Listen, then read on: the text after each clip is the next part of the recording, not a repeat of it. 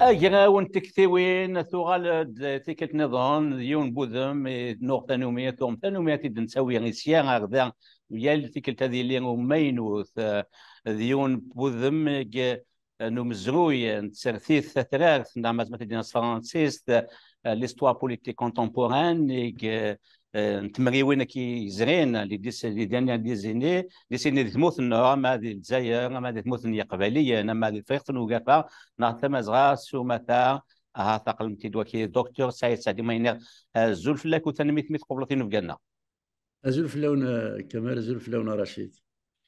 هكا اثنين كمال ذا صلاة ذا سرثان نا اناليز بوليتيك انت كيسان كي تيليني ديال تيكت يدس اد نبضون كان يسقسيين يشدن غاوذ ليس ان قالوا ذو تحريش ويس ثلاثه نشفاوات دكتور سعيد سعدي troisième tome du vol du dernier tome de livre de mémoire de Saïd Sadi intitulé ان كوم ريفال نقدروا نسقسين كامل ما ينغازوش لا كذا. أزول رشيد زوريني من دكتور سعدي زوري كان تتولى. Vous l'avez compris que le livre est écrit en langue française. Les questions seront posées en français et les réponses éventuellement. Je commence à je commence par ma toute première question. Docteur, ça dit, si en lisant votre livre que voici, le fil conducteur de ce Tamtawa, de vos mémoires, portait sur notamment le mot la haine. La haine comme arme fatale. Et vous l'avez affronté sur 4 fronts différents, notamment les 4 fronts sont d'abord le régime, et ensuite la classe ou ce qu'on appelle les opposants politiques historiques, il y a aussi les islamistes, mais enfin il y a aussi les socialistes, les politiciens socialistes français. Ma question est la suivante, docteur, parmi ces 4 fronts, lequel qui vous a fait tant ou plus de mal? Ah ben, je pense que le mal est différent, mais il a été sévère sur le plan évidemment de la violence mortifère. Les islamistes ont fait plus de dégâts dans le pays en général et parmi nos rangs. Il y a eu 123 militants du RCD qui ont été assassinés. Ça, c'est pour la violence physique, qui est la première et la plus douloureuse. Mais je pense globalement, les quatre sources de nos problèmes se rejoignent sur la vision des choses, parce qu'il y a très peu de différences en fait, les gens ne le savent pas, mais il faut peut-être le dire, puisqu'il faut parler de tout calmement, tranquillement, mais avec le maximum de sincérité, c'est que l'ensemble des 4 flancs, en définitive, quand on a réfléchi, c'est qu'ils portaient un peu la même vision de la nation. Au final, il y a des différences de degrés, mais pas vraiment de nature entre, par exemple, le FLN ou le FFS, même avec les islamistes et les socialistes français qui avaient beaucoup de choses à se faire pardonner parce qu'ils ont failli pendant la guerre d'indépendance, ont soutenu l'idée d'une Algérie islamique, panarabiste, jacobine, etc. Donc, fondamentalement, on avait en face de nous des gens qui étaient d'accord sur la même perspective de la nation. Or, notre génération était issue d'une source qui était totalement étrangère au mouvement national. Nous, ce sont des écrivains comme Mouloud Mahamri, comme Katib Yassine, des artistes comme Mohamed Issiakhan, qui nous ont amenés à l'éveil de la vie collective d'abord, de la responsabilité citoyenne ensuite, de la construction institutionnelle. Et ce sont sur ces référents-là que nous avons construit notre projet qui est fondamentalement différent. Alors, si maintenant je devais répondre plus précisément à votre question, d'un point de vue politique, je pense que c'est l'opposition de Hossein Aït Ahmed, que j'ai bien connu, qui a fait le plus de problèmes, parce que l'attaque du pouvoir, on pouvait y faire face. On savait qu'on allait en prison, on savait ce qui nous attendait, mais ça fait partie du jeu. Les attaques des islamistes, on pouvait y faire face, on pouvait les démolir. Mais les attaques du FFS, elles étaient problématiques parce que, d'abord, elles déchiraient la Kabylie. Ensuite, elle laissait entendre que le projet du RCD et du FFS était le même, ce qui est totalement faux. Et donc, il ne servait à rien d'avoir un autre parti politique. Le projet du FFS, et c'est normal, il ne faut pas juger. Il faut absolument s'interdire de juger. On va tout dire, mais on ne va rien juger. Le projet du FFS, c'est un projet nationaliste qui voulait mettre un peu d'ordre dans le projet du FLN. C'est normal. Houssine, il a grandi dans le mouvement national, il a grandi dans le FLN, etc., etc. Or, nous arrivions avec une vision totalement différente. Et donc, se défendre contre quelqu'un qui avait un écho en Kabylie, si vous répondez aux attaques, et qui étaient aussi des mensonges, hein, pour la plupart du temps, mais ce n'est pas des mensonges propres à Ahmed. Hein. Dans le mouvement national, quand vous devez éliminer quelqu'un, tout est bon. Donc, il ne faut pas accabler Aït Ahmed en disant que le fait qu'il ait menti sur nous, c'était un défaut personnel, c'était un problème, une tare culturelle qui était collective à l'ensemble de la classe politique qui était née dans la violence face au système colonial. Et donc, si vous répondiez aux mensonges, vous alimentiez la polémique en Kabylie et le pouvoir allait en bénéficier. Si vous vous taisiez, vous validiez le mensonge que vous étiez un harki, vous étiez un affidé du pouvoir, de la sécurité militaire, de la police politique, c'était extrêmement difficile. Donc, pour répondre des mots à votre luxe, politiquement, ce qui était le plus difficile à affronter, c'était les attaques du FFS. Peut-être, bon, les deux autres paramètres, les islamistes et enfin, notamment les politiciens. Pourquoi les socialistes français? Alors, les socialistes français, ils se sont alignés sur, on va dire, le mouvement national. Il faut savoir que, pour des raisons qu'il est trop long d'expliquer, mais que je peux énoncer, les socialistes français ont littéralement passé un abonnement historique avec l'erreur sur le dossier algérien. En 1954, François Mitterrand était ministre de l'Intérieur. Il n'a pas compris que l'insurrection du 1er novembre, c'était quelque chose qui allait amorcer un mouvement de la décolonisation qui était historiquement inéluctable. Il est parti en Algérie, plus précisément à Batna, pour dire que la seule réponse à la rébellion, c'est la guerre.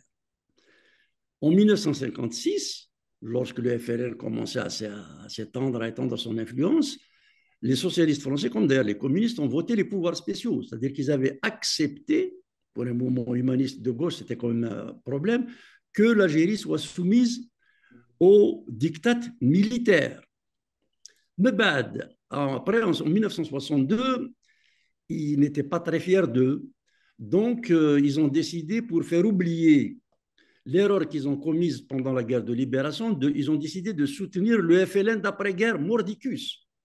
Le principal soutien sur la scène internationale du FLN, parti unique à l'indépendance, c'était les socialistes français. Hossein Aït Ahmed, en 1972, a été renvoyé d'Orly parce qu'il était invité par Europe 1 et pour ne pas gêner Boumediene, les Français l'ont renvoyé pour ne pas gêner Boumediene. Ça, c'est lui-même qui me l'a raconté. Et ensuite, quand est arrivé les islamistes, pour faire oublier leur complicité avec le FLN, ils ont décidé de soutenir les islamistes. Donc, à chaque fois qu'il fallait rattraper une erreur, ils ont commis une autre. Et lorsque est arrivé le pluralisme politique, ils ont accompagné le récit tiers-mondiste. Donc, en gros, FLN, FIS, FFS, c'était la classe politique traditionnelle, c'était celle qu'ils connaissaient le mieux. Et nous apparaissions comme des perturbateurs, de jeunes immatures, irresponsables, qui pouvaient porter atteinte à une nation qui allait être un exemple dans le tiers-monde. Et ils ont été très, très, très, très durs contre nous. Mais je pense que la difficulté du PS, les attaques du PS ont été encore plus violentes parce qu'il y avait le FFS qui nous attaquait. Et il y avait une relation très étroite entre le Parti socialiste français et le FFS. Mais s'il n'y avait eu que les islamistes et le fisc qui nous attaquait, je pense que les attaques du Parti socialiste français et de ses médias, notamment Le Monde et Libération, n'auraient pas été aussi violentes. Docteur, je cède la parole à mon collègue Kamel pour la deuxième question. Alors, la deuxième question, docteur, consiste par rapport à votre approche. Vous avez écrit explicitement dans votre ouvrage, dans le tome 3 de vos mémoires, que vous inscrivez dans l'approche camusienne, c'est-à-dire ni vengeance ni violence. Et vous avez aussi adopté le concept gramscien qui consistait à faire de la victoire culturelle comme rupture stratégique. Et vous avez aussi, implicitement, on peut dire, vous inscrivez aussi dans une approche de rupture par rapport au concept, vous avez adopté le concept d'Iridien, Jacques Derrida, qui est la déconstruction. Et la déconstruction dans le sens où vous déconstruisez un discours et remettre aussi en cause des présupposés idéologiques et institutionnels. Alors, ma question, comment s'est construite cette approche de rupture et est-ce qu'il a contribué vraiment à attirer la haine politique pour faire obstruction de votre projet? Ma deuxième question, elle a une relation avec la forme, c'est-à-dire par rapport à l'écriture de vos mémoires. Comment s'est construit vos mémoires et comment vous avez utilisé, c'est-à-dire quelles sont les stratégies utilisées pour s'éloigner, on peut dire, pour ne pas s'apparenter à un manifeste politique. Voilà, docteur, ma question. Ben, je vais commencer par la seconde partie de votre question qui consiste à dire la manière avec laquelle j'ai conçu l'écriture de ces mémoires. Il faut bien savoir que ma génération a grandi dans un monde de censure, de violence et de désenchantement.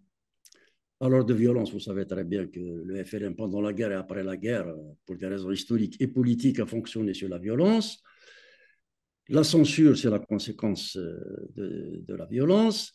Le désenchantement, c'est quand on a 14 ans à l'indépendance et qu'on voit les gens qu'on a idolâtrés, qu'on a mystifiés, qu'on a portés au nu, etc.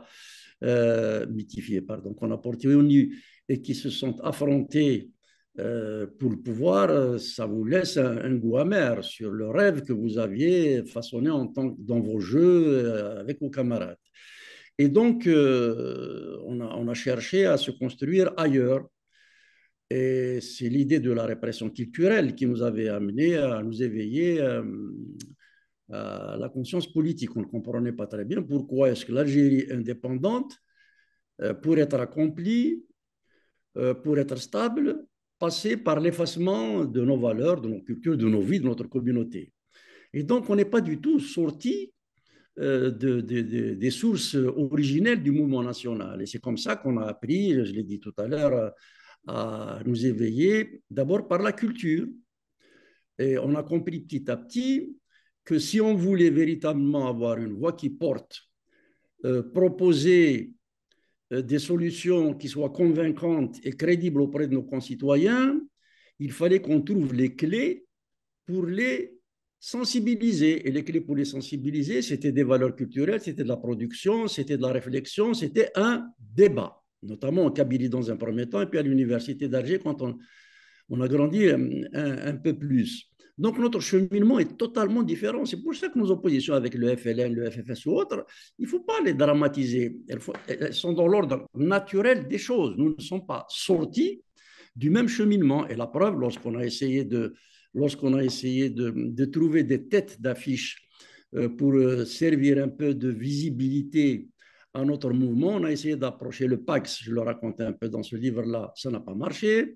On a essayé d'approcher le PRS de Boudiaf, ça n'a pas marché. Et c'est en définitive avec le FFS en dernier qu'on s'est approché, ça n'a pas marché non plus. Nous voulions convaincre Houssine à l'idée de la refondation nationale. Lui, il espérait, il n'avait plus personne avec lui, à l'époque il n'y avait pas de FFS, quand je l'ai pris inquiné en Algérie, il espérait, et c'est normal, trouver des jeunes cadres qui puissent répercuter ce qui étaient ses convictions. Mais ça n'a pas été très loin parce que les deux projets étaient fondamentalement différents, même franchement opposés à certains aspects. Donc nous partions du principe que la libération par la culture était absolument indispensable pour arriver à l'accomplissement par la démocratie, alors que l'ancienne génération partait du phénomène inverse. Il fallait se saisir prioritairement du pouvoir politique pour faire valoir ses opinions. On était sur des trajectoires totalement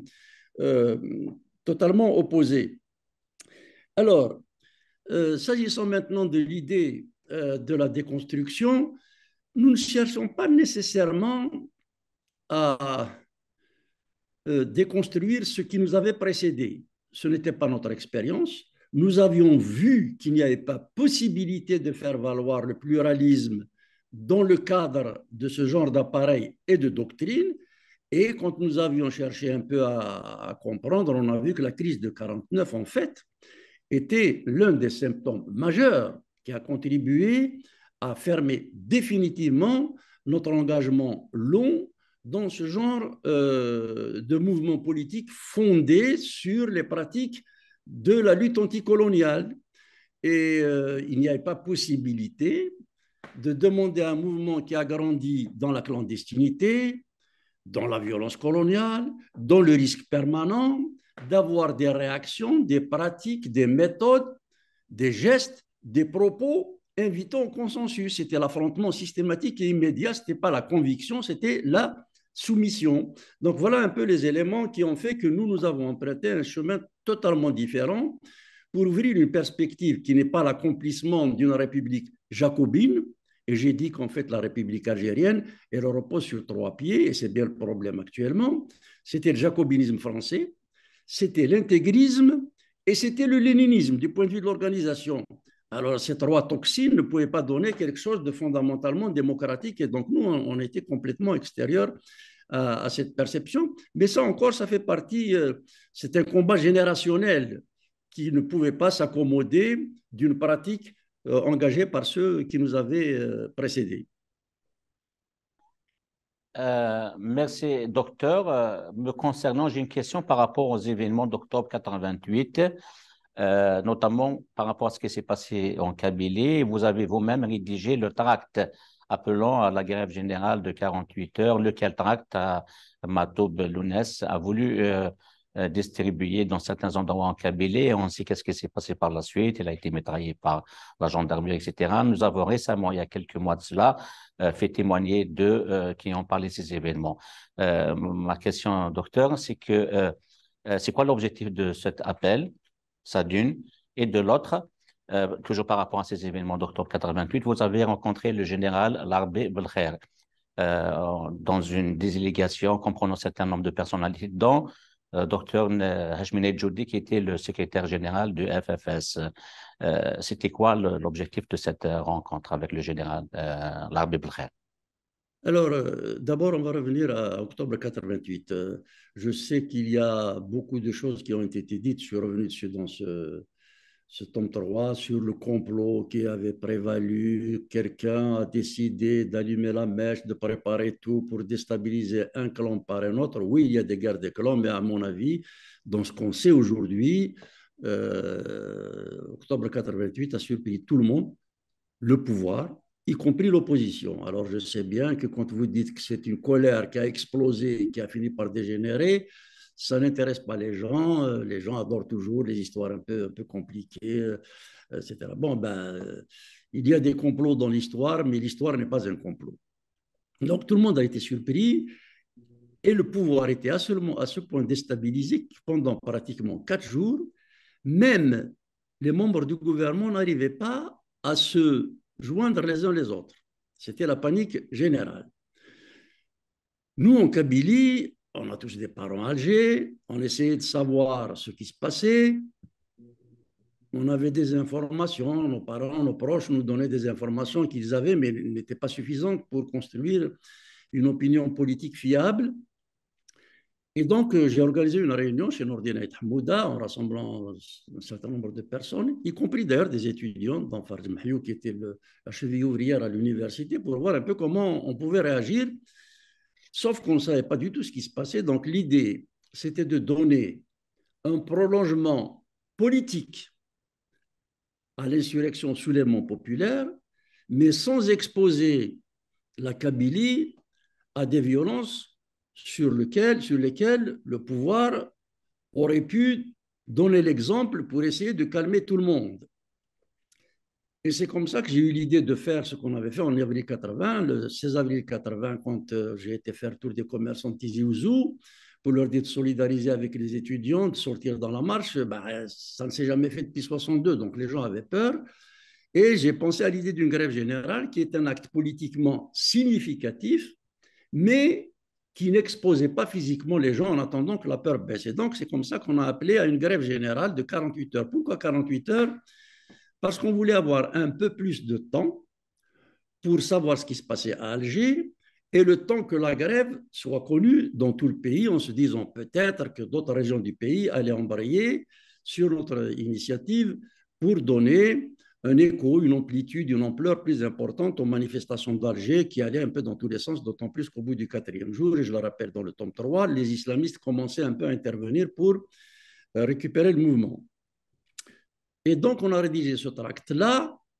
On a dit que l'université étant toujours le fer de lance des luttes démocratiques, on avait demandé à Farj Mahmoud de le suggérer, de le proposer aussi au comité de la cité universitaire Ihsnaoul, donc pour voir s'il leur convenait, s'ils s'associaient. Ça a été donc comme ça qu'il y a eu un accord général sur le tract. Et on a fait des petits groupes pour que chacun aille le plus rapidement possible dans toutes les régions de Kabylie pour distribuer en demandant bien aux gens de l'afficher dans des endroits de passage, etc., pour éviter qu'il n'y ait des provocations du pouvoir qui entraînent la Kabylie dans un mouvement incontrôlé et qui soit l'objet d'une répression sanglante. Et Lounès, quand il est arrivé à Michelet, il a été mitraillé. J'ai discuté longuement avec lui après. Je racontais ce qu'il m'a dit, j'ai retrouvé mes notes. Lui, il dit ils étaient partis pour mitrailler, c'est-à-dire pour me tuer. Mais quand j'ai insisté pour lui dire est-ce que tu es sûr qu'ils t'ont reconnu, et pourtant il avait une Suzuki rouge, je me rappelle comme d'aujourd'hui, il était connu, il m'a dit je ne le crois pas. Mais ils étaient tellement fébriles, ils étaient tellement nerveux. En fait, quand ils les ont interpellés, Lounès a eu un mouvement d'humeur. Il s'est un peu énervé. Il y avait 2 étudiants qui m'ont confirmé ça derrière. Et donc, le gendarme a mitraillé Lounès. Et alors, évidemment, ça prenait une autre ampleur.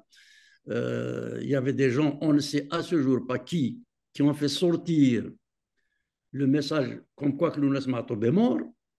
Et la Kabylie allait s'embraser. Donc, il fallait courir derrière la rumeur pour la désamorcer, faire descendre Lounès.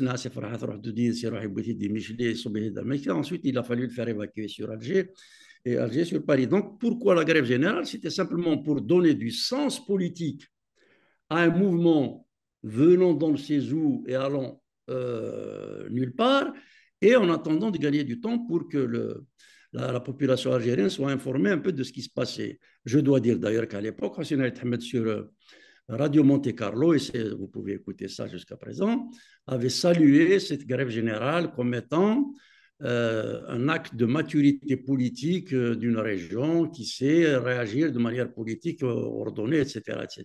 Voilà. Justement, j'allais vous poser la question sur la réaction, enfin, la réaction de Hossein Ahmed, vous venez de répondre. Et je tiens à préciser, Dr Saïd, il a mentionné 2 étudiants qui étaient avec Lounès Mahtoub. L'un est décédé, je pense, en 90, quelque chose comme ça. Et l'autre, c'est Massine Fenkel, que nous avons interviewé par rapport à ces événements récemment. Ceci dit, je laisse la parole à Kamal. J'ai répondu à la première partie de votre mémoire, de votre question. Il y a quand même la question sur de la rencontre avec l'Arbi Belkhair. Parce que là, oui, oui, c'est vrai. Là encore, ça a déliré, ça a fantasmé, ça a fabulé, jusqu'à présent d'ailleurs, sur cette réunion. Alors, qu'est-ce qui s'est passé au bout on va dire, de 5-6 jours? Les choses commençaient un peu à se calmer, le pouvoir a été secoué, et la présidence, à l'époque c'était Chadli, hein, et secrétaire général de la présidence, c'était l'Arbi Belkhair, avait décidé de prendre contact avec les courants politiques un peu repérables dans la scène algérienne. C'est comme ça que la présidence a pris contact avec les islamistes. Plus tard, j'ai appris que c'était un certain Sahnoul qui a été chef de délégation. Ils ont pris contact avec des gens de gauche, d'anciens militants du PAX. Ils ont pris contact avec une fraction, parce que le FLN il commençait à s'effriter, une fraction des militants de gauche du FLN qui gravitaient autour de Mohamed Saïd Maazouzi. Et c'est comme ça qu'un ancien militant du FFS, Mzian Ghazali, qui est décédé il n'y a pas très longtemps, est venu me voir en disant que voilà, il y a des contacts qui sont en train d'être pris par la présidence, ils sont un peu paumés, ils ne savent pas trop quoi faire, ils souhaiteraient avoir les avis des uns et des autres, voilà les gens qui ont été reçus. Est-ce que tu souhaiterais voir? Bon, on s'est rencontrés très rapidement. À l'époque, ça faisait 8 ans que je n'étais plus au FFS, hein. Il vaut mieux que l'on associe Hachmi Naïdjoudi, qui est secrétaire général du FFS. Et puis, je lui ai demandé à Hachmi, Niras, tu renseignes Houssine sur ce qu'on va dire, sur ce qu'on va attendre. En fait, on était parti pour écouter. Donc, Hachmi Naïdjoudi, secrétaire général du FFS, ça fait partie de la délégation. Et il y avait aussi Mouranet Larbi avec moi. Donc, on est arrivé à la présidence, ça a duré une demi-heure. Hein. Ce que j'ai dit à l'Arbi Belkhair, il était convenu que ce soit moi, il était convenu que ce soit moi qui parle. J'ai dit, bon, c'est que l'armée algérienne a tiré sur la foule, sur les jeunes Algériens, c'est grave sur le plan politique, c'est grave sur le plan symbolique. Si vous ne tirez pas les conséquences d'un tel acte, si vous continuez à ruser, ça risque de se compliquer. Il n'est pas dit que la prochaine fois, on va s'en tirer avec les mêmes dégâts, même s'ils sont déjà importants. Bon, au bout d'une demi-heure, il nous a dit oui, c'est grave, etc. Le ton est un peu monté, vous trouverez les notes, parce que je les avais publiées déjà en 91. Et on s'est quitté.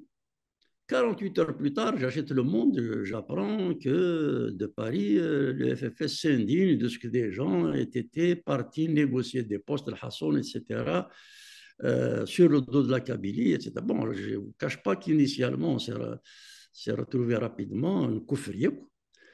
Les amis de l'immigration avec lesquels on était toujours en contact étaient aussi scandalisés. On allait faire une mise au point sur place, dénonçant les insultes d'Aït Ahmed et lui rappelant que son secrétaire général était dans la délégation.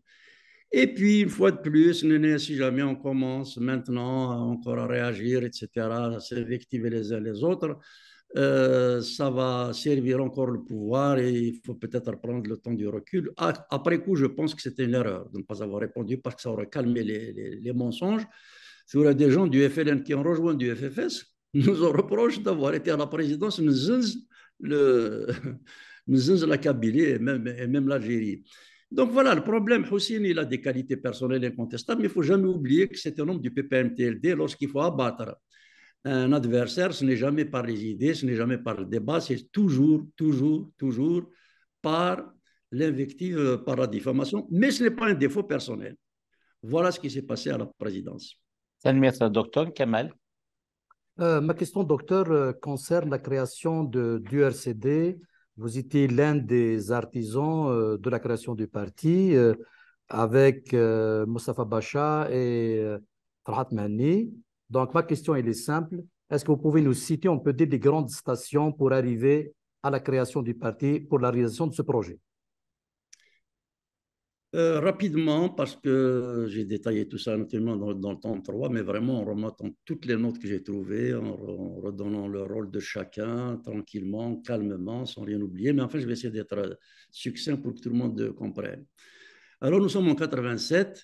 Nous venions de sortir de prison après la condamnation à 3 ans de prison par la Cour de sûreté de l'État quand nous avions fondé la Ligue algérienne des droits de l'homme. Et comme toutes les pressions, toutes les répressions qui s'exercent sur les mouvements mal organisés, peu organisés comme le MCB, ça a provoqué quelques frictions entre les gens qui étaient détenus et entre les gens qui étaient restés dehors.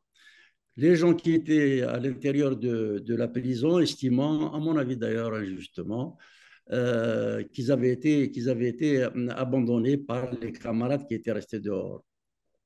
Et puis, il y avait le jeu des services. Il faut savoir que lorsqu'on était à Brouaguiya en prison, c'était un groupe très hétérogène. Il y avait des arabophones, il y avait des berbérophones, il y avait des anciens, il y avait des nouveaux, il y avait des militants de la Ligue des droits de l'homme, il y avait des gens qui étaient en prison parce qu'ils étaient fils de shahid. Donc, il était extrêmement difficile de faire tenir tout ce monde-là pour aller vers un procès de rupture solidaire. Et les services faisaient pression sur les familles qui n'étaient pas préparées à avoir un de leurs membres en prison pour dire que si jamais vous lui dites de dire un regret, on va le sortir, etc., etc. Donc, c'est dans cette situation-là qu'on a dû affronter le procès qui s'est plutôt bien passé, mais c'est extrêmement difficile. Mais ça a laissé des traces. Et donc, à la sortie de prison, nous étions à peu près persuadés qu'il ne fallait pas rester dans l'état de désorganisation qu'on avait connu dans les années 80 et qu'il fallait absolument, comme on avait lancé la Ligue des droits de l'homme, dans le cadre d'un parti unique qui interdisait de faire des organisations en dehors du FLN, on avait pris la décision de dire publiquement que nous nous donnons le droit d'exister en tant que parti politique dans notre pays. Si veulent nous mettre en prison à ce moment-là, eh bien, on saura au moins pourquoi on est parti en prison. L'idée qui consistait à dire on fait de la culture et pas de la politique alors qu'on se faisait ramasser, emprisonner matin, midi et soir, on était décidé à en sortir. Voilà l'état d'esprit qui prévalait. Bon.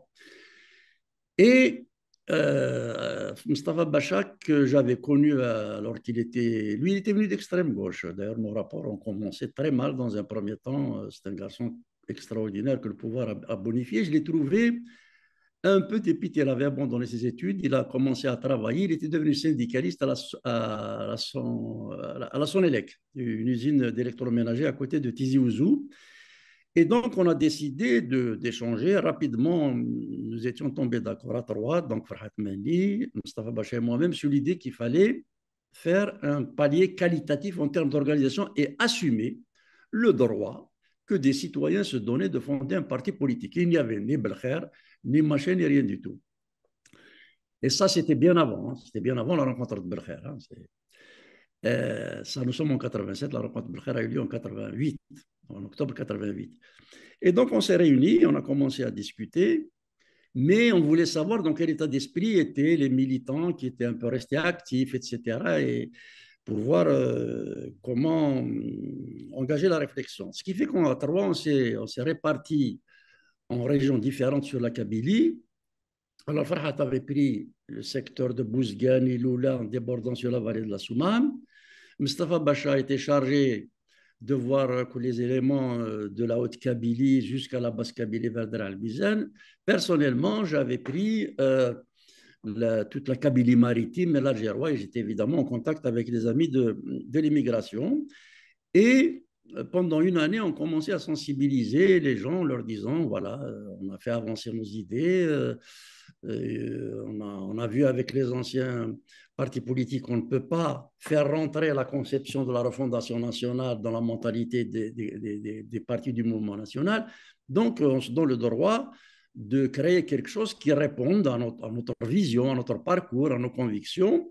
Il y avait du répondant. Il y avait de la peur, mais il y avait des répondants. Donc, les trois membres fondateurs, ce sont ceux-là.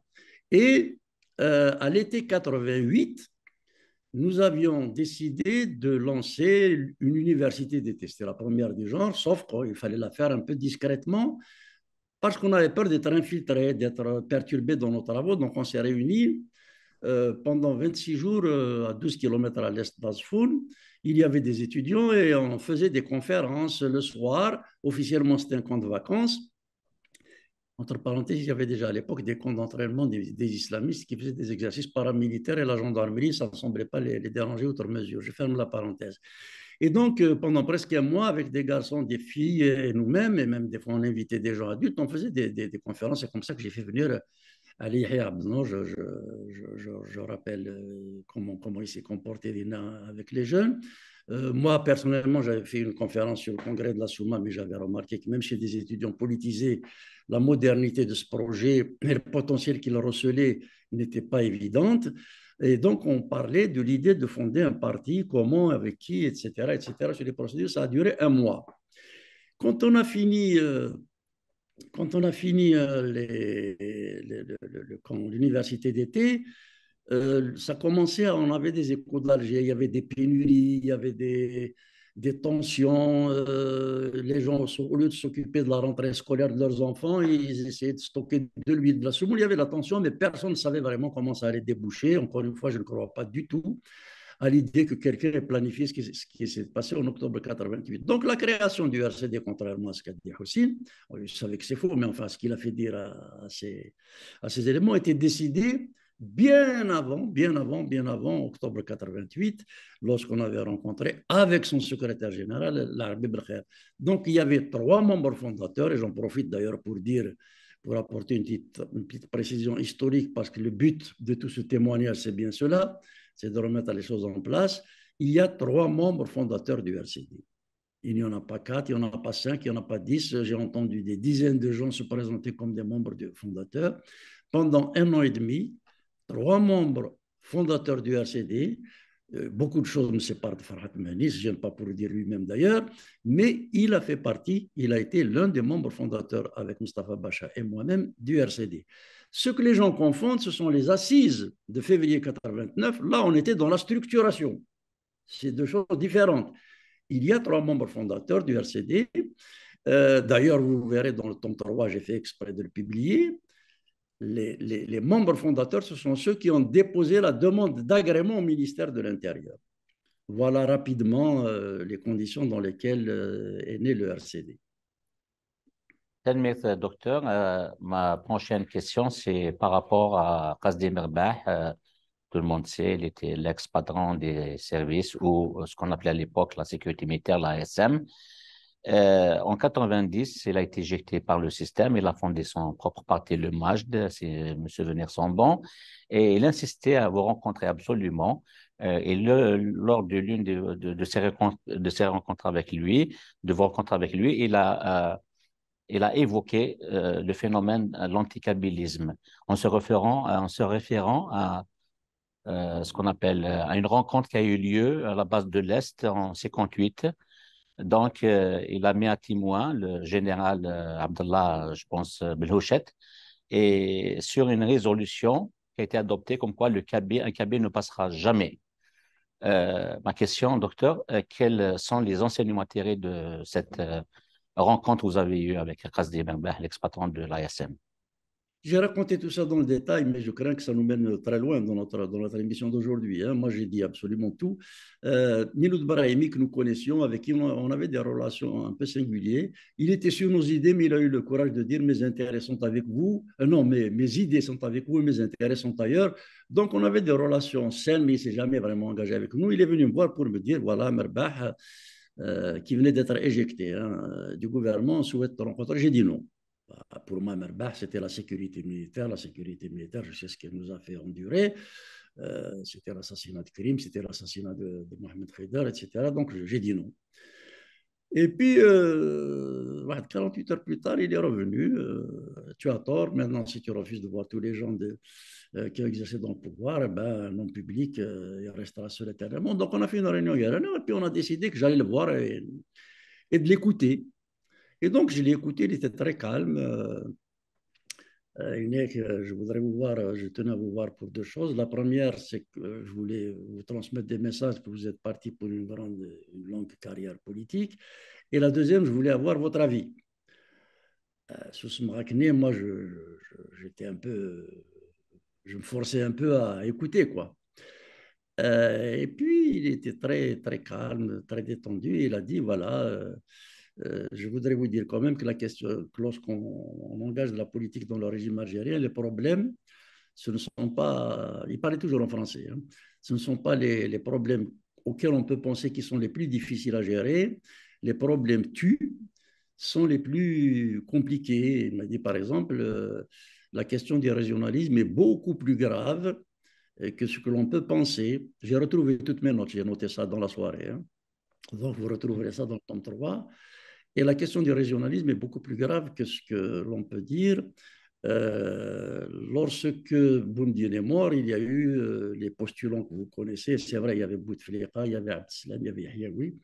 Et avec un certain nombre d'amis, de frères dans l'armée, on a pensé que le régime après la reine Boumediene devait changer, devait évoluer, mais aucun des trois ne pouvait faire les mutations nécessaires au système politique. Donc on a refusé. C'est comme ça que j'ai demandé à Chedli de venir parce que c'était l'officier le plus ancien dans le grade le plus élevé pour nous permettre d'avoir un mandat le temps que je me prépare, etc., etc.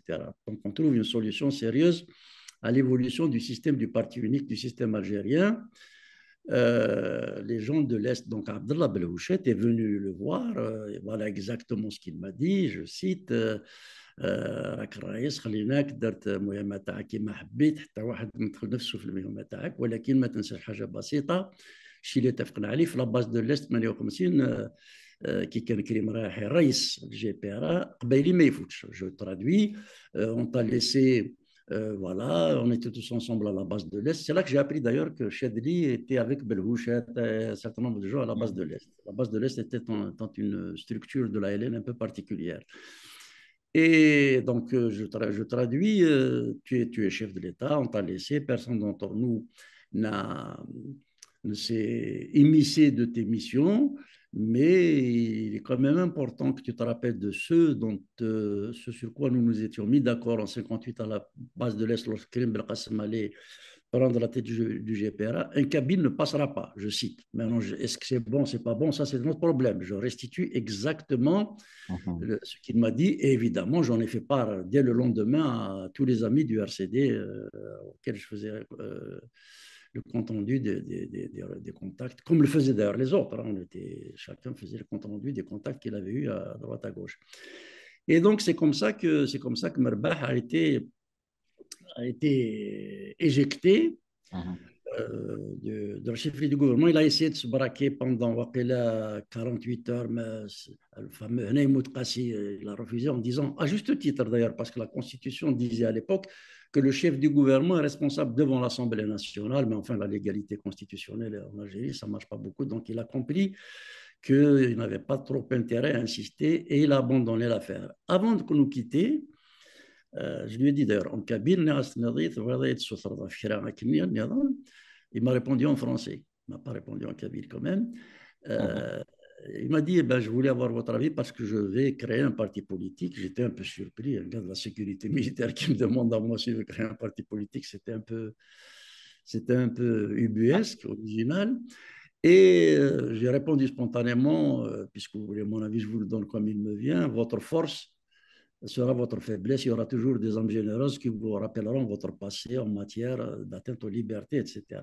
Bon, je l'ai revu une deuxième fois, mais là, il était quand même assez déstabilisé. À mon avis, à l'époque, il avait décidé de contacter les gens du fils. Je raconte tout ça dans le livre, sinon ça va nous mener très loin. Selmeta, docteur, vous avez précisé quelque chose que j'ai oublié de préciser. Effectivement, la résolution de 58 à la base de l'Est, c'était par rapport à Karim Belkacem qui allait être désigné comme prendre la tête de GPRA à la place de Farhat Abbas. Vous venez de le préciser. Merci. Kamel, la prochaine question. Docteur, ma question concerne juste après l'arrêt du processus électoral. Il y a eu le retour de Boudiaf et c'était le seul qui était prêt à réhabiliter le projet Somamia. Vous l'avez rencontré, il vous a déclaré clairement que, en quelque sorte, il a besoin de vous et qu'il trouverait toutes les solutions utiles. Il ferait tout pour, on peut dire, réhabiliter, on peut dire, ce projet-là, Somamia. La question, est-ce que ce rapprochement avec Boudiaf a accéléré en quelque sorte son assassinat? C'est-à-dire, il y a un segment du pouvoir qui a peur justement de cette synergie qui est une sorte de conciliation, on peut dire, entre cette légitimité historique incarnée par Boudiaf et la crédibilité militante incarnée par vous, et parce qu'ils ont peur, est-ce qu'ils n'ont pas peur justement de cette émergence d'une dynamique citoyenne et adhésion sociale?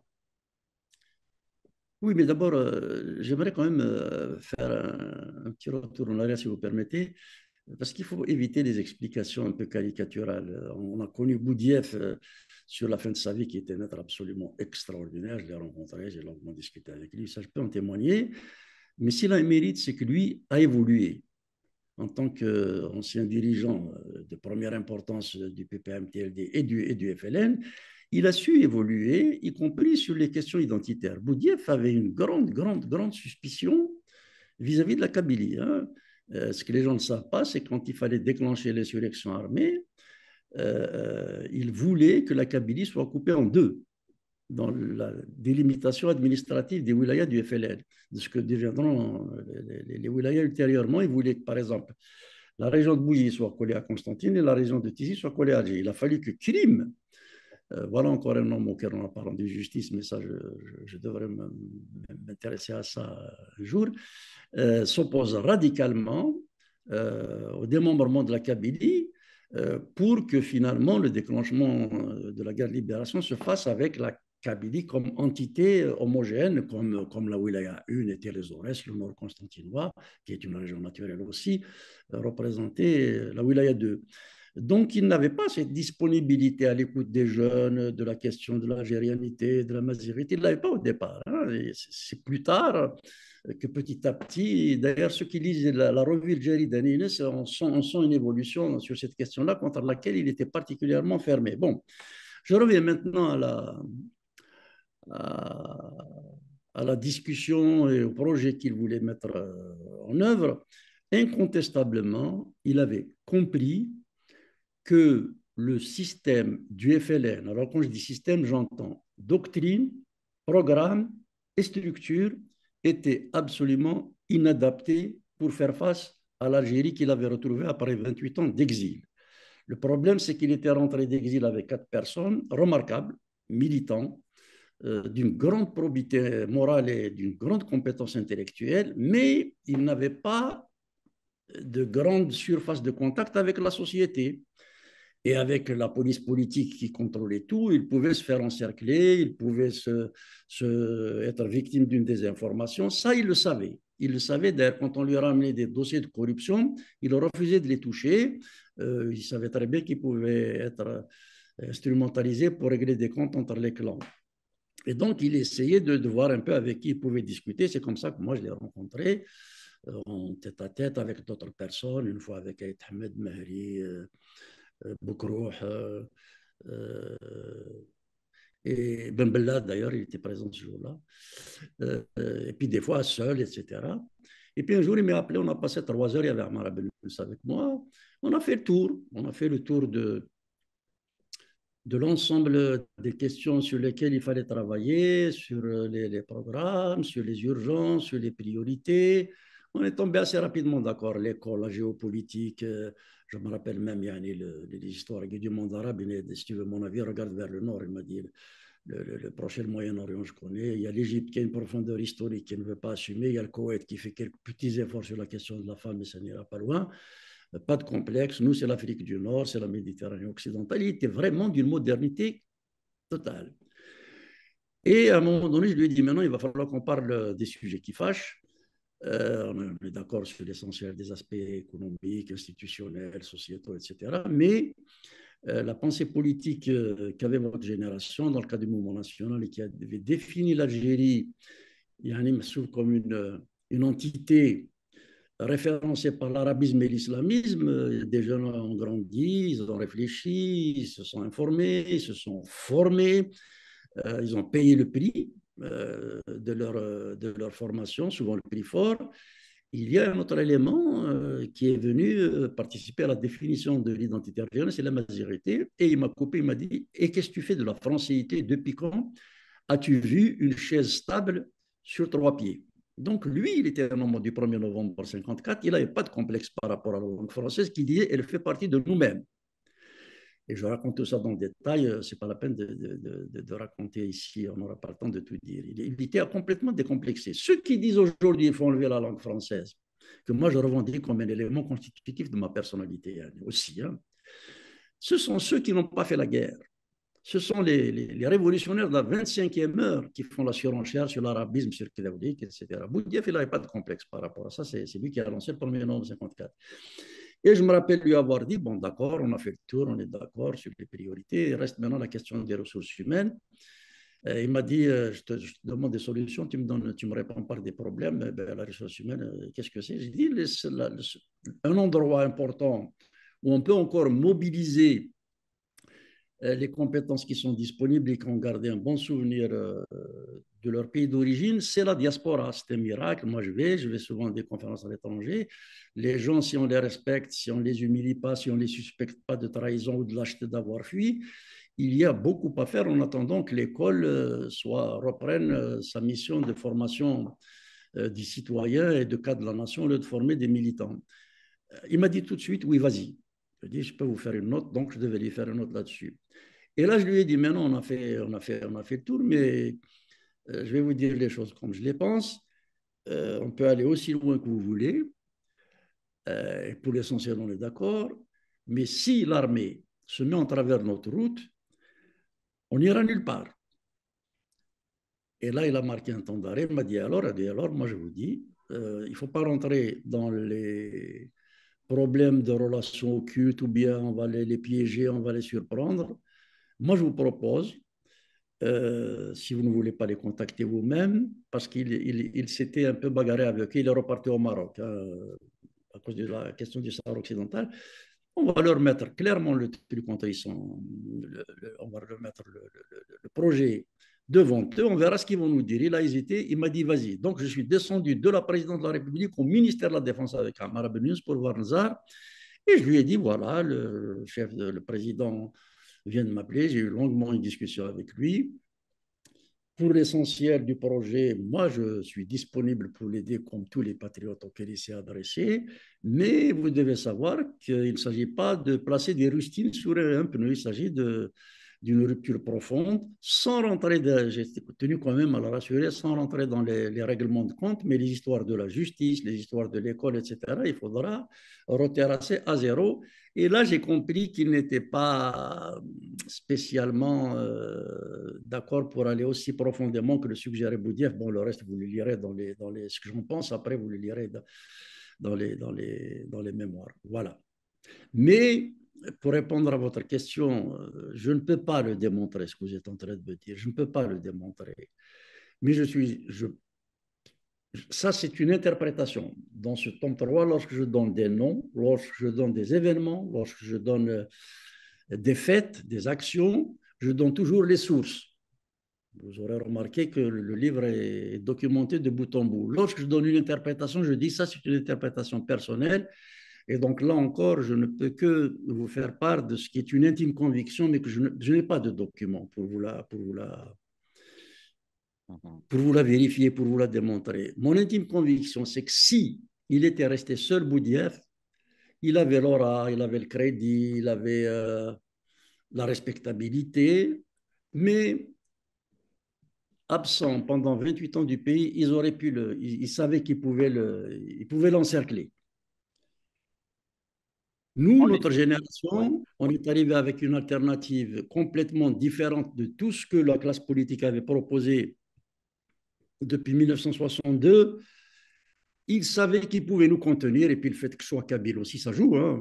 On ne m'a jamais attaqué sur mes idées, mais donc, le RCD seul, quelle que soit la crédibilité de son projet qui commençait à être entendu par des élites arabophones, etc., et même au niveau du Maroc et de la Tunisie, il y avait une résonance positive sur l'Afrique du Nord des régions que nous portions, etc. Mais ils pouvaient nous isoler en jouant sur l'anticabilisme, etc. Ce que j'ai compris petit à petit, c'est qu'effectivement, la synergie qu'il pouvait y avoir entre la légitimité d'un homme comme Boudiaf et le dynamisme et la crédibilité d'un projet comme celui du RCD, ça aurait fait quelque chose que la police politique ne pouvait plus maîtriser. Quelqu'un avait dit, je ne sais plus lequel, en politique, 1 + 1, ça fait beaucoup plus que 2. Il y a un phénomène de dynamisme, de synergie qui fait que ça peut créer un élan qui sera difficilement maîtrisé. Je pense en tout cas que pour Boudiaf comme pour Belkayed, qui m'a assumé complètement dans l'élection présidentielle de 1995, ce rapprochement a au minimum précipité leur exécution. Docteur, justement, le livre, le tome 3, La haine comme rival de la période 87 à 97, vous avez rencontré justement plusieurs hauts responsables, à la fois civils et militaires, dont Boudiaf. Mais à part Boudiaf, il n'y a personne qui a voulu assumer justement les valeurs démocratiques en préalable, pour ne pas dire aussi le projet somamien dans lequel se retrouvait Boudiaf. Donc, ma question est la suivante, c'est que vous avez cité plusieurs, justement, ces responsables. Il y avait Ali Kafé, Yamin Zawal, Ahmedou Yahya, le général Khaled Mazzar, le général Toufek aussi. Parmi ces noms-là. Mais ce qui m'a un peu intéressé en lisant votre livre, c'est que Yamin Zawal, j'ai rigolé un peu quand je l'ai lu, c'est qu'il vous a des textos, si je me souviens bien de la phrase, il a dit qu'il n'avait rien à voir avec la politique tout en étant chef d'État. Il a dit même, je suis là pour rendre service au groupe. Ma question, docteur, comment avez-vous évalué ces rencontres? Et le deuxième volet de la question, est-ce que les hésitations de ces responsables à la fois civils et militaires ne sont pas pour quelque chose dans la situation ou l'impasse que nous vivons actuellement? D'abord, il ne m'a pas dit je suis là pour rendre service à des amis. Il m'a dit exactement, il faut être précis. Il m'a dit Oui, des amis m'ont demandé de rendre service au pays. J'ai dit oui. Mais c'est vrai qu'il m'a dit, quand je le voyais, moi, je soulevais les problèmes de fond avec lui. Je lui disais bon, c'est bien beau de lutter contre le terrorisme, mais si jamais vous laissez l'école, vous laissez la justice, vous laissez la mosquée, vous laissez les télévisions semer les préceptes intégristes, tôt ou tard, il y aura un jeune parce qu'il est en colère, parce qu'il est mal formé, parce que quelqu'un l'a poussé, parce qu'il a un problème existentiel qui va basculer dans la violence si jamais l'école n'est pas restituée, est abandonnée au charlatanisme comme on l'a fait, comme on l'a fait Boumediene.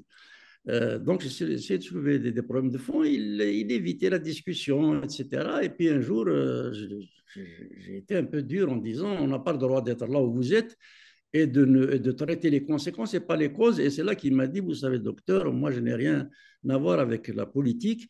Il m'avait dit ça, manière de me dire je ne suis pas un politicard, je ne suis pas un politicien, etc. Je suis pas.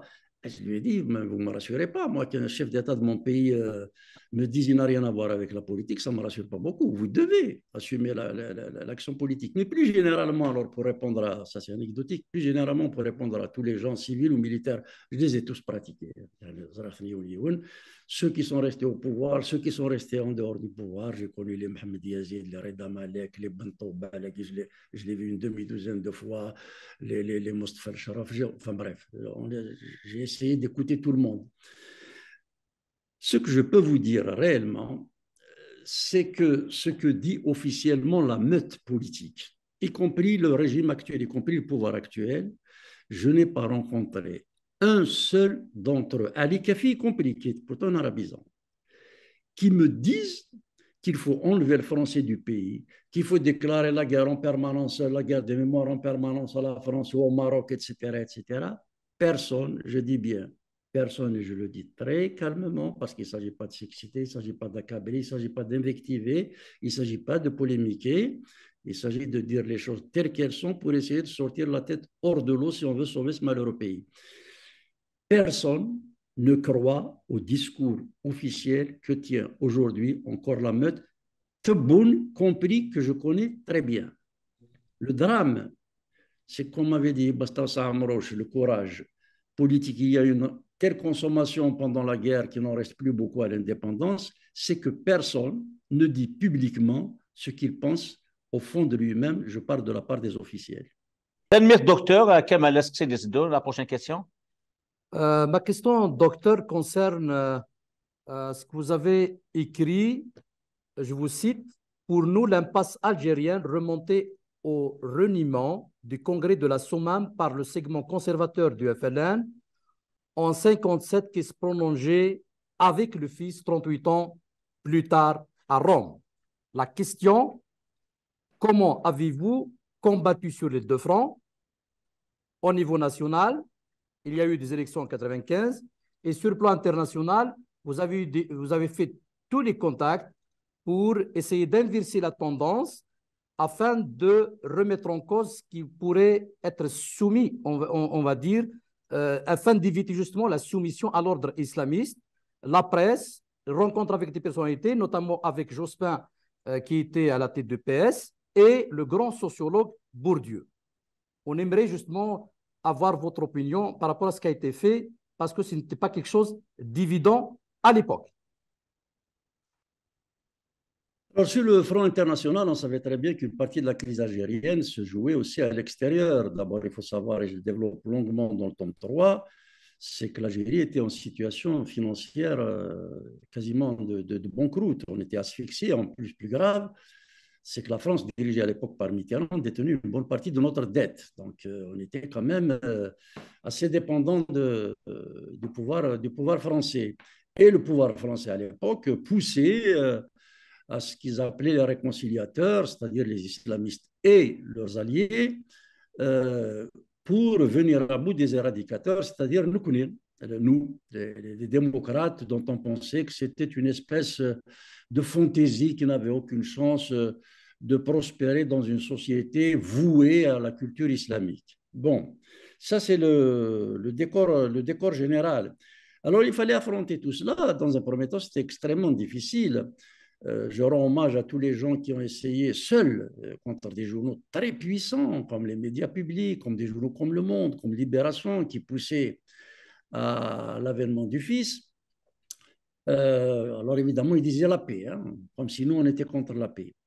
On a essayé de trouver des gens comme Francis Johnson, des gens comme André Mondouze, qui était un libéral qui a dirigé l'université d'Alger jusqu'en 1968, des gens comme Paul-Marie de Lagorce, des gens comme des journalistes comme Daniel Lecomte, comme François-Olivier Gisberg, comme Véronique Tavou, comme d'autres, pour essayer de faire entendre notre voix et arracher quelques petits espaces pour dire que ce qui est en train de se passer en Algérie, ça va être une contagion vers l'Europe. Vous allez être ruinés. Je pense d'ailleurs que si on avait été entendu à l'époque, il n'est pas dit que les dégâts qu'a commis l'islamisme en France particulièrement auraient été aussi dévastateurs. Maintenant, ils le disent. Depuis 2015, ils l'admettent. Mais à l'époque, c'était loin d'être le cas. Et donc, j'ai rencontré Pierre Mauroy à Alger, j'ai raconté un peu ce qu'on s'est dit. J'ai rencontré Jospin, ça s'est très mal passé. C'était la chanteuse du groupe Djurdjura Johra qui était animée de bonne foi. Hein. Elle a fait un dîner chez elle.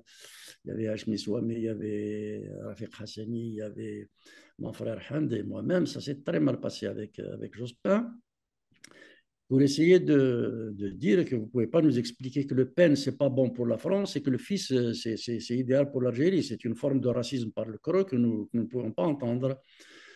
Et il y a quelques journalistes qui m'ont ouvert quand même leur page. Et lorsque le contrat de Rome est arrivé, c'était une supercherie absolument immense. Et vous devez lire, il faut relire ce contrat de Rome. C'est le tombeau de l'Algérie. L'article 6, c'est suprématie de la charia. Hussein a été piégé là-bas quand il a été, d'ailleurs sans avertir la direction du FFS, c'est ce qui a provoqué le départ de tous les anciens du MCB, Vilna. Mais là encore, ce n'est pas un défaut personnel. Hein. Ça se faisait comme ça. Mseli faisait pareil, Bembele faisait pareil. Quand il fallait prendre une décision urgente, les gens du PPMTLD, les structures, ça compte pas beaucoup. Et donc, il s'est retrouvé piégé là-bas parce qu'il s'est retrouvé face à Bembella, face à Mehri, face au fils. Et il a dû signer l'article 6. Et même si le contrat disait lutte pacifique, 2 jours plus tard, Adam a dit devant les caméras, tout le monde peut le voir, moi j'assume la lutte armée après l'attentat du boulevard Améroche qui a fait 104 morts. Et donc, c'est un contrat qui était porté par la presse de gauche française comme étant la clé de l'Algérie indépendante, alors que c'était le cercueil de l'Algérie indépendante. Et c'est grâce à Jean Daniel qui a alerté François-Olivier Gisbert, Jean Daniel qui était directeur du Nouvel Observateur, où il n'a pas pu me faire parler parce que c'était une rédaction de gauche. Il ne pouvait pas déclencher une crise dans sa rédaction. Il était obligé d'appeler François-Olivier Gisbert qui était au Figaro. Et j'ai pu avoir une double page dans le Figaro, j'en parle beaucoup dans le tome 3, où j'ai dit ce qu'était réellement ce contrat. Je l'ai analysé article par article. Et c'est comme ça que le déclin de ce contrat qu'on a vendu comme l'idéal de la société algérienne a fini par être mis sur le marché médiatique et puis évidemment sur la scène politique comme étant un danger majeur. Et c'est ce qui a fait que, je pense, les années suivantes, j'ai été personnellement la cible vraiment, notamment de Libération, comme étant quelqu'un qui a fait avorter une offre politique qui devait mettre fin à un bain de sang, sous-entendu. Nous étions des va-t-en-guerre, nous étions des bouts de feu, nous étions en gros des buveurs d'hémoglobine des Algériens. Heureusement, finalement, que malgré tout, l'élection de 1995 a pu se tenir malgré l'appel au boycott du clan de Rome. Et il faut le dire, c'est la plus grande mobilisation de l'Algérie indépendante. Il n'y a jamais eu pareille mobilisation depuis, parce qu'on ne le dit pas assez, même l'élection de 1995 a été trafiquée et Zerouel n'est pas passé au premier tour. Le jour où on ouvrira les archives des services algériens, on verra la vérité. Je raconte comment j'ai appris ce qui se passait entre Toufik et Nzar quand ils étaient en train de traficoter. Ils étaient surpris par les scores des uns et des autres. Mais enfin, je ne peux pas donner tous les détails du tome 3. Voilà. Il nous reste, docteur, on va pas abuser de votre temps. Deux questions avant de laisser la dernière à notre ami Kamel. Je pose la mienne, la dernière. C'est par rapport au boycott scolaire en Kabylie qui s'est déroulé donc en 94-95. Vous avez écrit que vous avez lu l'appel en France, vous étiez en France, dans le journal l'Ouatan. C'était Farhat, vous l'avez bien écrit que Farhat Mandi qui portait à cette époque-là de casquettes. Donc, c'était le secrétaire national à la culture au sein du RCD, mais aussi, il était c'est à la tête de ce qu'on appelle la coordination nationale du MCB, l'aile proche du RCD. Donc, vous avez écrit, je cite, vous avez considéré plutôt cette action qui vous a mis dans une situation de complicité objective avec un groupe terroriste, le GA, groupe islamique armé, qui a menacé d'exécuter toute personne qui participerait à la prochaine rentrée scolaire. Ma question, docteur, comment avez-vous géré cette situation? D'abord, contrairement à ce qu'avait dit Farhat, il est venu me voir pour me dire il va faire le boycott, etc. etc. C'est totalement fou. Je lui ai répondu à l'époque parce qu'il avait commencé à parler. Moi, je n'ai jamais répondu, je vous ferai observer, aux polémiques, y compris lorsqu'on avait mis des mensonges sur mon dos. Mais là, s'agissant de l'histoire, il faut remettre les choses calmement et tranquillement. Je n'étais même pas en Algérie, il ne pouvait pas être venu me voir. J'étais à Athènes avec Rafik Hassani, qui est toujours présent, qui est toujours vivant, pour assister au congrès du PASOK. Et c'est en rentrant sur Paris, parce qu'il n'y avait pas de vol à Athènes directement, que j'ai appris effectivement qu'il y avait un appel à la grève illimitée en Kabylie. D'habitude, lorsque je m'absentais du pays, je laissais toujours Mustapha Bachar, qui était réellement, c'est à lui que j'ai dédié d'ailleurs ce troisième tome, et il le mérite, la cheville ouvrière, l'homme qui était à la fois organisateur et éminemment politique pour faire face aux situations, alors qu'il était venu d'extrême gauche, c'était un polémiste, c'était quelqu'un d'assez virulent. La responsabilité, l'exercice de la responsabilité l'a absolument bonifié. Le problème, c'est que Mustafa Terhmarbi, il était mort au mois d'août. Et Farhat, je dois dire qu'il vivait un peu mal, qu'il y a la promotion, la visibilité, les performances de Mustafa. Dès que je me suis absenté donc en septembre, il a lancé cet appel alors que j'étais absent, je me trouvais donc en Grèce. J'arrive à Paris, j'apprends ça, je l'appelle. Il était un peu perturbé. Il m'a dit, j'ai simplement dit, enfin j'ai retrouvé mes notes, j'ai rapporté intégralement notre échange. Il m'a dit, j'ai dit ça devant un journaliste, il ne savait pas qu'il allait reprendre, alors je vais voir, etc. J'ai dit, bon, en attendant, pas de communication. Et je lui ai demandé, est-ce que tu as informé les parents d'élèves? Le minimum, c'est qu'ils soient informés, d'autant plus que l'un des responsables de l'association des parents d'élèves, enfin, il est toujours vivant, c'est M. Arzqi Harich. Il m'a dit non. Est-ce que tu as informé les enseignants? Il m'a dit non, j'ai appelé un certain nombre d'enseignants, dont Mohamed Amarouche d'ailleurs, tiens. Je lui ai dit qu'est-ce qui se passe. Il m'a dit nous allons réunir à 2 ou 3. Il m'a dit qu'on va y aller. Et Mohamed Amarouche était surpris que moi-même, je ne sois pas, j'étais responsable du parti, que je ne sois pas informé.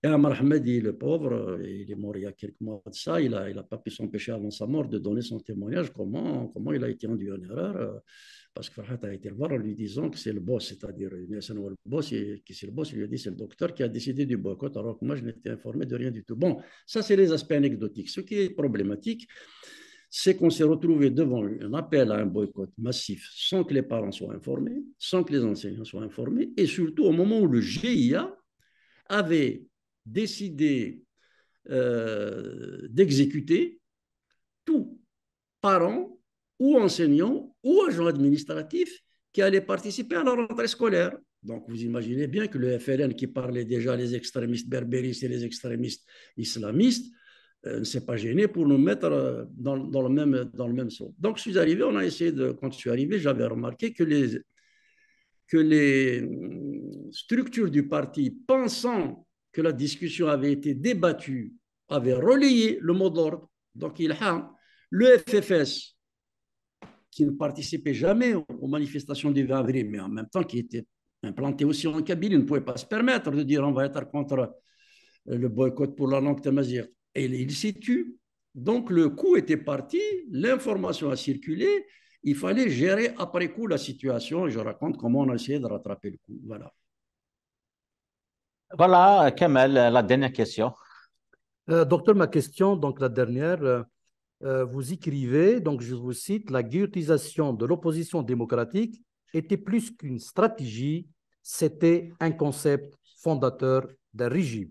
La question qu'on se pose, est-ce qu'on peut dire, tant que la police politique ne serait pas dissoute, la construction d'une cité démocratique ne peut voir le jour.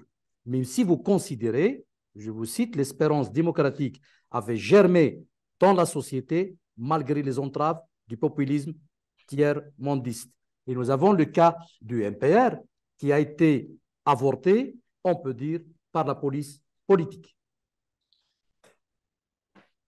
Mon intime conviction, c'est qu'effectivement, tant qu'il y a un service secret qui, au lieu de faire du renseignement pour protéger le pays, s'occupe de repérer qui a envoyé un mail, qui a fait un post, qui a fait un message, qui a critiqué, qui a ironisé sur un dirigeant, ou bien faire pression sur un citoyen pour qu'il exécute une tâche qui n'est pas celle que dictent ses missions, le pouvoir sera un pouvoir occulte et jamais un pouvoir institutionnel. On est exactement dans ce cas de figure depuis 1962. Il y a des fluctuations.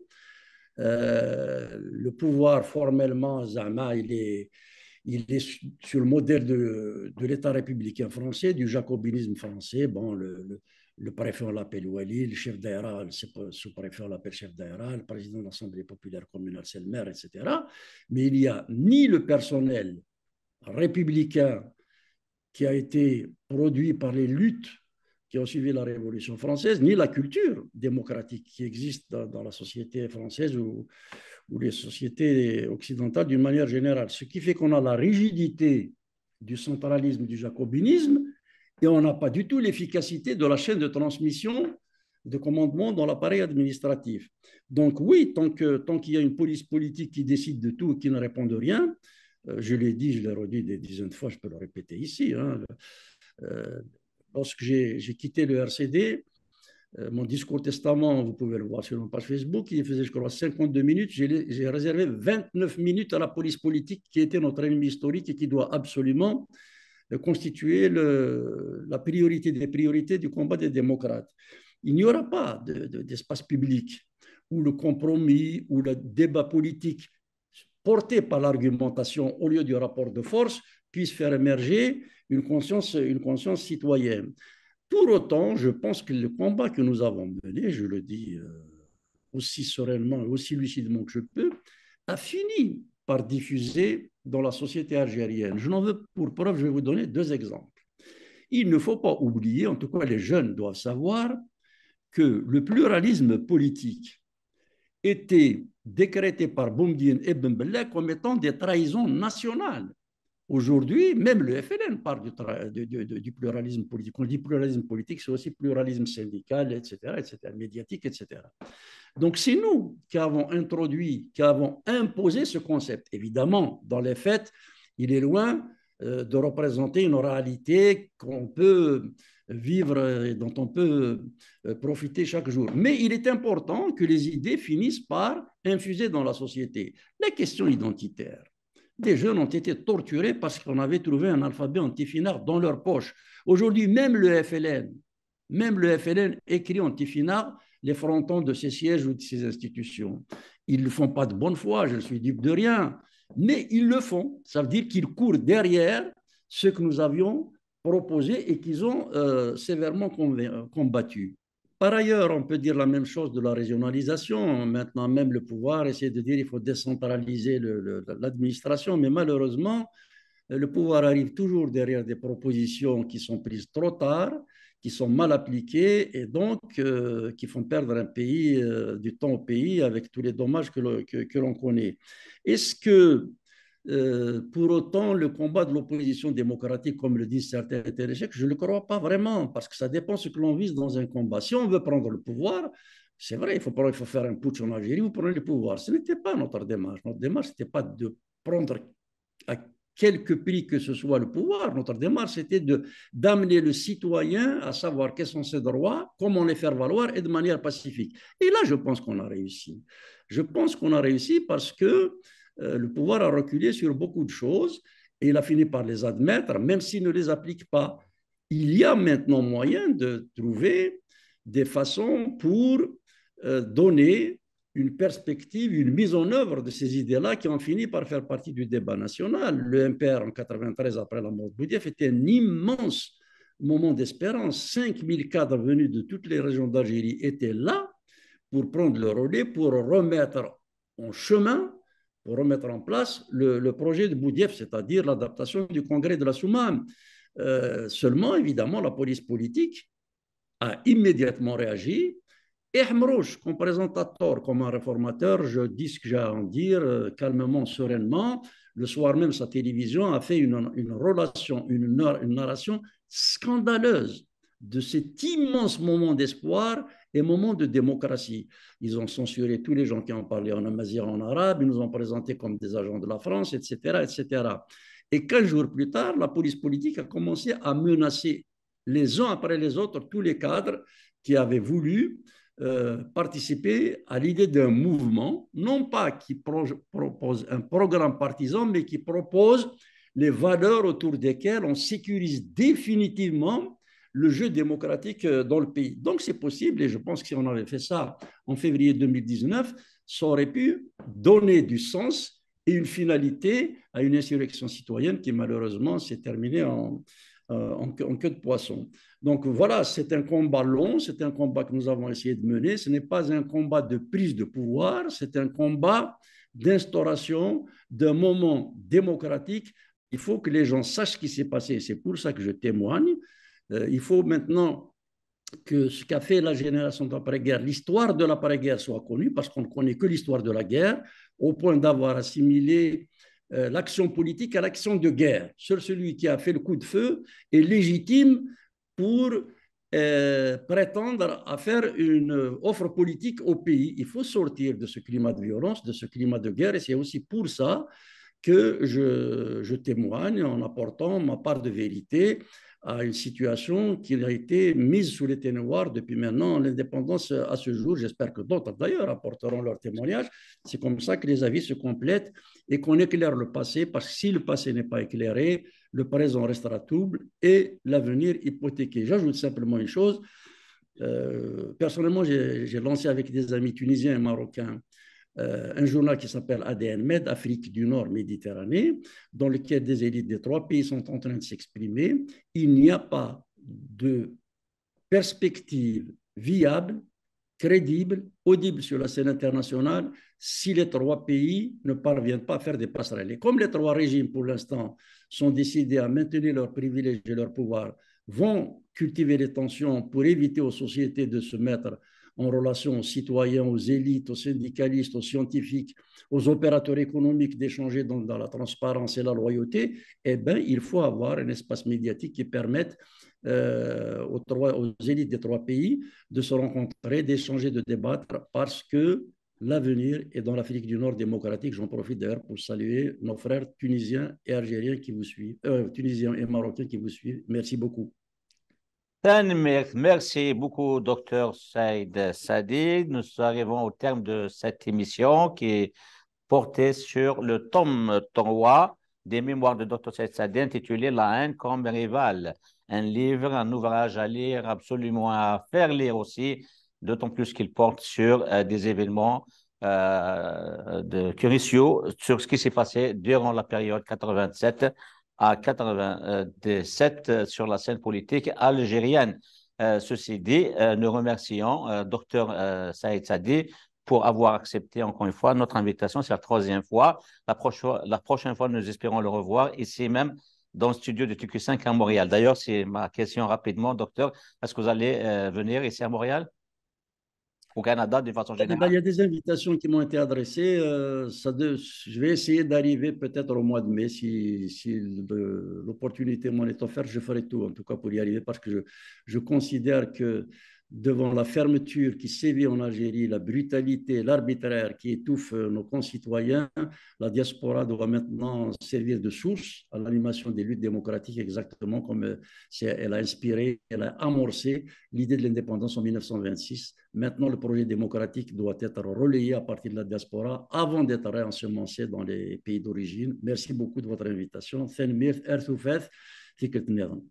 Atsmithia Khan rappelle le mémoire Tom Tanwa, on le trouve à la fois à Paris, il était chez Altava et puis France Fanon à Alger, à Montréal, Voix libre, donc il est disponible dans toutes les plateformes numériques.